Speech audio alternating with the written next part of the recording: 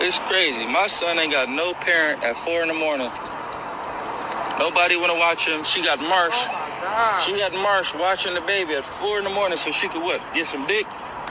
Do a verse? Fuck a nigga? What up with it, y'all? It's Coffee back with the news, man. And Blueface, I feel for dude, man. I mean, it is what it is. He knew what it was when he was flucking with old girl. It's not like there wasn't 1,000,001 warning signs. Hell, when he first started flucking with her on that reality show, didn't she steal the whip and write her name in blood on the wall or some crazy ish like that, man? But real talk, I feel for him though.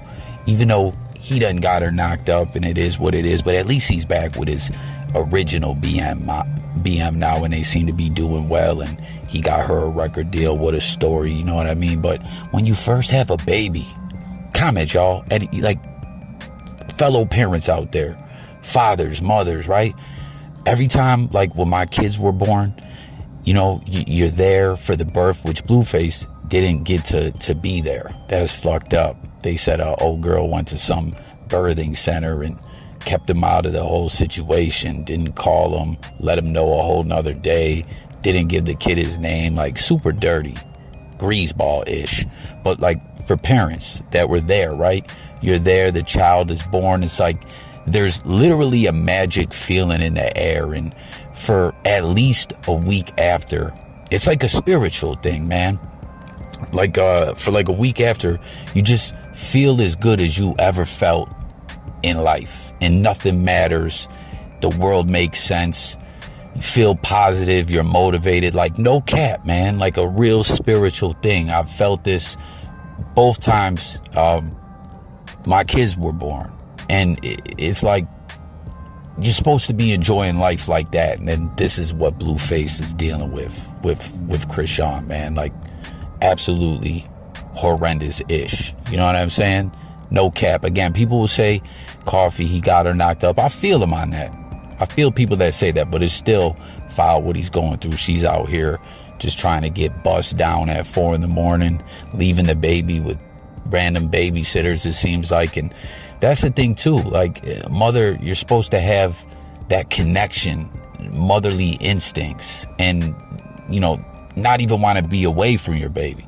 And if I recall, I was seeing she was doing this right from the rip, carrying the baby like a damn football, leaving the baby, just all kinds of bad-ish, man. I mean, I hate to be so negative, but let's keep it a buck, y'all.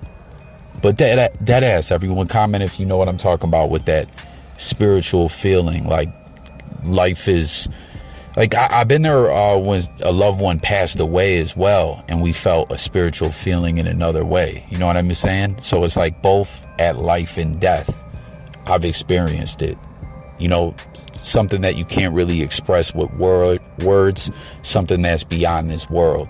That's how I know this ain't it. Go back to that 50 Cent post, because I'm going to tell you why 50 is literally is a diabolical genius. And he's first of all, you can read 48 Laws of Power and all of that stuff like that. You can read The Art of War by Sun Tzu, but it got to be in you. 50, he posts Diddy reportedly takes temporary leave as chairman of revolt amid sexual assault lawsuits. 50 says, I'll buy that from you, Playboy, for the low, because you know Cadillac and AT&T going to pull out. Those are the sponsors, I presume? Yes. I'll give you a few dollars for it now. Sell it to me, then we can be friends. I'm serious. Call my phone. Why do y'all think that was a genius thing to post? He's basically telling Cadillac and AT&T to pull out? And telling people who the sponsors are. So if they want to harass Cadillac and AT&T, that'll happen. And once the money comes out, it's a wrap. It's a wrap. This guy, man. This guy, 50's not to be fucked with. No, don't 50's not to be fucked with Fifth. Y'all don't even. Fifth play around if you want to. Now, this is what I've been talking about the last few days, or however long it's been, since 50 Cent's been on Diddy's head, calling him a genius, a mastermind. Y'all hear what Andrew Schultz in Charlemagne breaking it down, like the art of war, Sun Tzu and all that, philosophy. 50 Cent literally has books out speaking on this. You know, he really lives by these codes. I remember Spider Loke did an interview when he first turned back up in the blogosphere. I think it's on Doggy Diamond's channel. And he was saying how when things started getting funny style and he wasn't really hearing from 50 Cent no more, and Fifth never really let him know what was what, he recalled 50 Cent telling him about the art of war and the 50th law and all this stuff, and how you just ignore someone like they don't exist and they will cease to exist. Like, Fifth is really on point with all this. He knows what he's doing. Some genius-ish. And then you see it even goes beyond all this with sponsors and financiers, and you know, the bag being put behind things. Like, 50 Cent always has a method to his madness, man. It ain't madness. It may seem like it, but it's really strategic attacks and strategy to win. The man's won over and over, time and time again.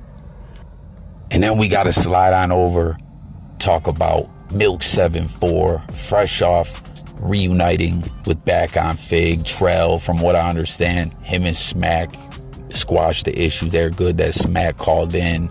Mackwop, someone Milks went at with numerous times, I guess they had a positive interaction. Comment and let me know if y'all seen that episode or whatnot. You know, good for Milk. He continues to do his thing in this blogosphere. You know, love him or hate him, Milk, very strategic how he rocks and has succeeded.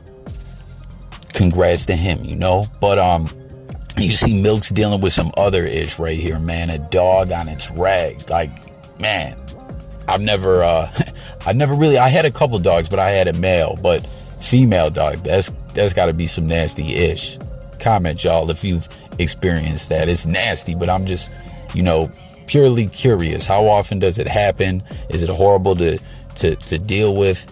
You know, is it messy as fuck and disgusting? Can you put a feminine product? Do they make that for dogs? Like, dead ass, you know what I'm saying? Like I always say over here on Coffee Talk, we literally talk it up about everything: music, news, sports, current events, life, and much more. So make sure you subscribe and get up in them comments, and stay tuned for more content. But also, Milk playing some classics on here. So this first one, I'm not gonna let y'all see what it is, but it's a classic. Let me know the artist and track if you know it.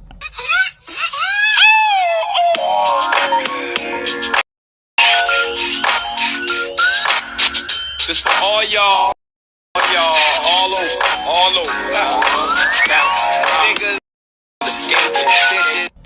So again, a classic banger right there. Tap in and let me know if you know who it is.